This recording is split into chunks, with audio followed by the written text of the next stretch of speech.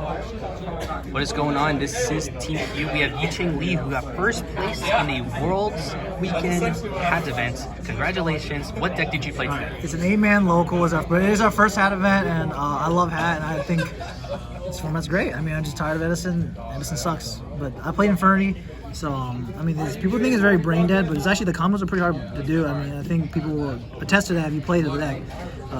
So it's 3 Archfiend, obviously. 2 of these, you don't need more than 2. I played 3 of these because I played 3 Greffers. So this is really good because basically it lets you play the back row really well. Like if you draw this and this, you pitch this, even if they like Fiendish this, you still have a play with this engraved. So you always want to see and you also, there's combos that require all 3, like if you draw one or some shit. And this is the best like normal summon probably, just because it sets up your grave. And it's better than like the second Armageddon Knight or whatever. But this is it's good because it's not only roto searchable, but it's also you can get it off Monk. I only played 1 Monk because even though it does technically get you to Archfiend, it's also just horrible to open 2 of. So like you literally just can't do anything. So I never wanted to see 2, but the one was fine. And I played a couple weird 1-offs. So I played this. I think this is kind of obvious. It searches Archfiend. You need this is absolutely essential, even if you can draw sometimes, but because the play where you just have like Archfiend hand. Oh, sorry, you don't have Archfiend in hand, but you have a way to get to Stygian Engrave. You have to be able to send this to get Archfiend so you can go Stygian Banish. So you have to have this, even though it's a break to draw.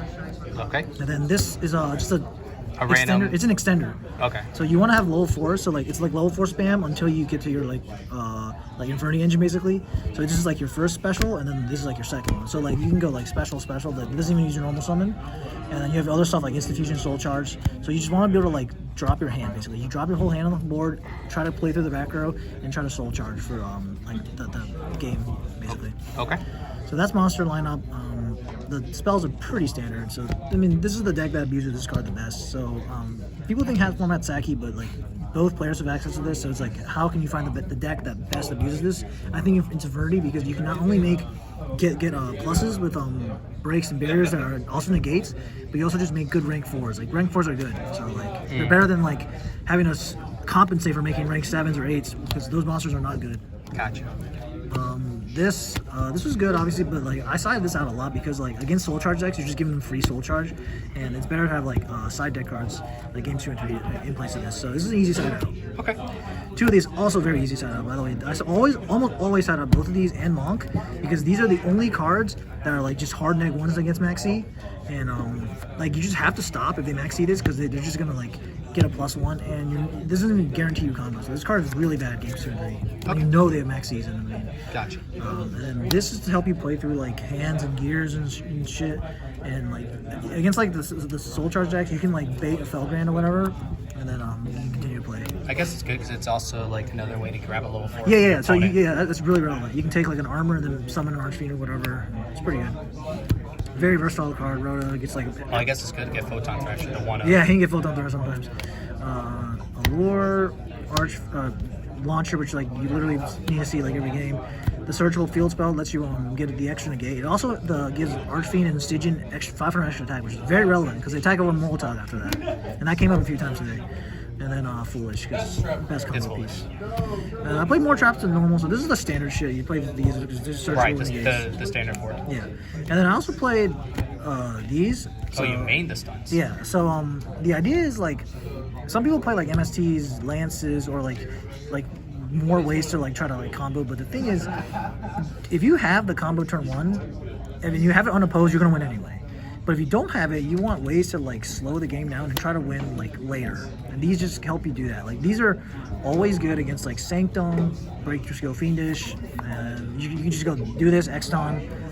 Do you not like Breakthrough Skill over Fiendish Chain? Okay, so this deck doesn't need Breakthrough Skill because you're not as scared of artifacts or like cards like Dweller as like other decks.